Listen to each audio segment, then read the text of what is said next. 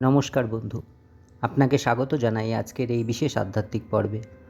আজ আমরা আলোচনা করব এমন একটি শক্তিশালী বিষ্ণু মন্ত্র সম্পর্কে যা অর্থ ও সমৃদ্ধি প্রাপ্তির জন্য অত্যন্ত কার্যকরী বলে মনে করা হয়। যদি আপনার জীবনে অর্থের সমস্যা চলতে থাকে, যদি আপনি অর্থের স্থায়িত্ব চান, তাহলে এই মন্ত্রটি আপনার জন্য। এই মন্ত্র শুধুমাত্র শ্রবণ করলেই নয়, হৃদয় থেকে বিশ্বাস সহকারে প্রতিদিন জপ করলেই তা ধীরে ধীরে আপনার ভাগ্য পরিবর্তন করতে পারে। যদি মন্ত্র জপ করতে অসুবিধা হয়, তাহলে প্রত্যেক দিন এই মন্ত্রটি 108 বার শ্রবণ করুন, তাহলেও হবে। মন্ত্র পাঠ করার কিছু নির্দেশনা: প্রতিদিন সূর্যোদয়ের সময় পূর্ব দিকে মুখ করে বসুন। পরিষ্কার ও শান্ত পরিবেশে স্নিগ্ধভাবে চোখ বন্ধ করে এই মন্ত্রটি 11 বার, 21 বার বা 48 বার জপ করুন অথবা শ্রবণ করুন। আপনার আর্থিক সংকল্প মনে মনে কামনা করুন। শ্রী বিষ্ণু ভগবান আপনার মনোবাঞ্ছা পূর্ণ করছেন। এই মন্ত্রের ব্যাখ্যা: ওম হল সর্বশক্তির সূচনা, শ্রীং লক্ষ্মী শক্তিকে আহ্বান করে, হ্রিং আধ্যাত্মিক শক্তির প্রতিনিধি, ক্লিং কামনা পূরণকারী শব্দ, গ্লৌং বিশ্বরক্ষার শক্তি এবং গোবিন্দায় নমঃ ভগবান বিষ্ণুর প্রতি শ্রদ্ধা জ্ঞাপন।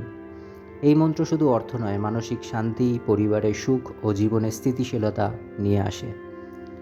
বন্ধু, এই মন্ত্রটি যদি আপনি নিয়মিতভাবে বিশ্বাস ও নিষ্ঠার সাথে জপ করেন বা শ্রবণ করেন, তাহলে অর্থের অভাব ধীরে ধীরে কেটে যাবে এবং জীবনে আসবে নতুন আশীর্বাদ। যদি এই ভিডিওটি আপনার ভালো লাগে, তাহলে লাইক দিন, শেয়ার করুন আপনার প্রিয়জনের সঙ্গে এবং সাবস্ক্রাইব করতে ভুলবেন না এই চ্যানেলটি। কমেন্টে লিখে জানান আপনি আর কোন দেবতার কোন মন্ত্র শুনতে চান। তাহলে চলুন ভগবান বিষ্ণুর চরণ কমলে প্রণাম জানিয়ে মন্ত্র জপ ও শ্রবণ করি। হরি ওম। ওম শ্রীং হ্রিং ক্লিং গ্লৌং গোবিন্দায় নমঃ। ওম শ্রীং হ্রিং ক্লিং গ্লৌং গোবিন্দায় নমঃ। ওম শ্রীং হ্রিং ক্লিং গ্লৌং গোবিন্দায় নমঃ। ওম শ্রীং হ্রিং ক্লিং গ্লৌং গোবিন্দায় নমঃ। ওম শ্রীং হ্রিং ক্লিং গ্লৌং গোবিন্দায় নমঃ। ওম শ্রীং হ্রিং ক্লিং গ্লৌং গোবিন্দায় নমঃ। ওম শ্রীং হ্রিং ক্লিং গ্লৌং গোবিন্দায় নমঃ। ওম শ্রীং হ্রিং ক্লিং গ্লৌং গোবিন্দায় নমঃ। ওম শ্রীং হ্রিং ক্লিং গ্লৌং গোবিন্দায় নমঃ। ওম শ্রীং হ্রিং ক্লিং গ্লৌং গোবিন্দায় নমঃ। ওম শ্রীং হ্রিং ক্লিং গ্লৌং গোবিন্দায় নমঃ। ওম শ্রীং হ্রিং ক্লিং গ্লৌং গোবিন্দায় নমঃ। ওম শ্রীং হ্রিং ক্লিং গ্লৌং গোবিন্দায় নমঃ। ওম শ্রীং হ্রিং ক্লিং গ্লৌং গোবিন্দায় নমঃ। ওম শ্রীং হ্রিং ক্লিং গ্লৌং গোবিন্দায় নমঃ। ওম শ্রীং হ্রিং ক্লিং গ্লৌং গোবিন্দায় নমঃ। ওম শ্রীং হ্রিং ক্লিং গ্লৌং গোবিন্দায় নমঃ। ওম শ্রীং হ্রিং ক্লিং গ্লৌং গোবিন্দায় নমঃ।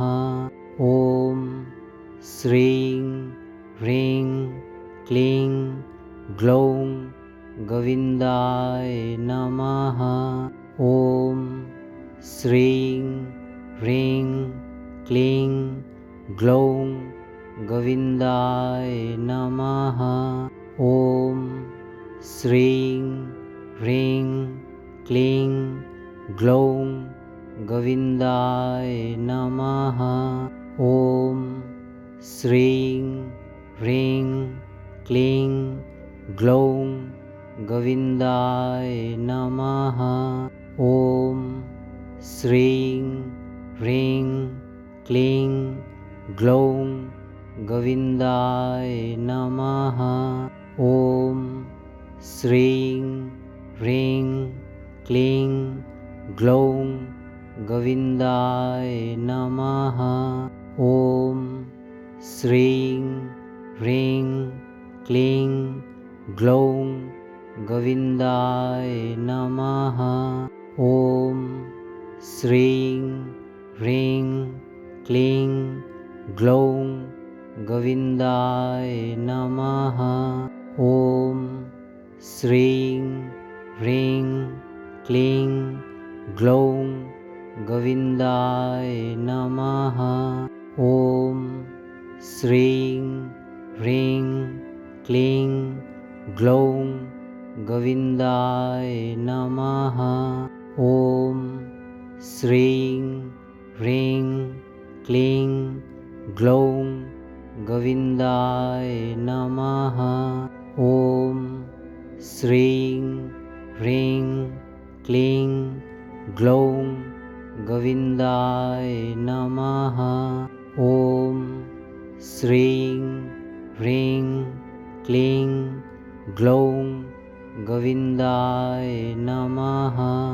ॐ श्रीं ह्रीं क्लीं ग्लौं गोविन्दाय नमः। ॐ श्रीं ह्रीं क्लीं ग्लौं गोविन्दाय नमः। ॐ श्रीं ह्रीं क्लीं ग्लौं गोविन्दाय नमः। ॐ श्रीं ह्रीं क्लीं ग्लौं गोविन्दाय नमः। ॐ श्रीं ह्रीं क्लीं ग्लौं गोविन्दाय नमः। ॐ श्रीं ह्रीं क्लीं ग्लौं गोविन्दाय नमः।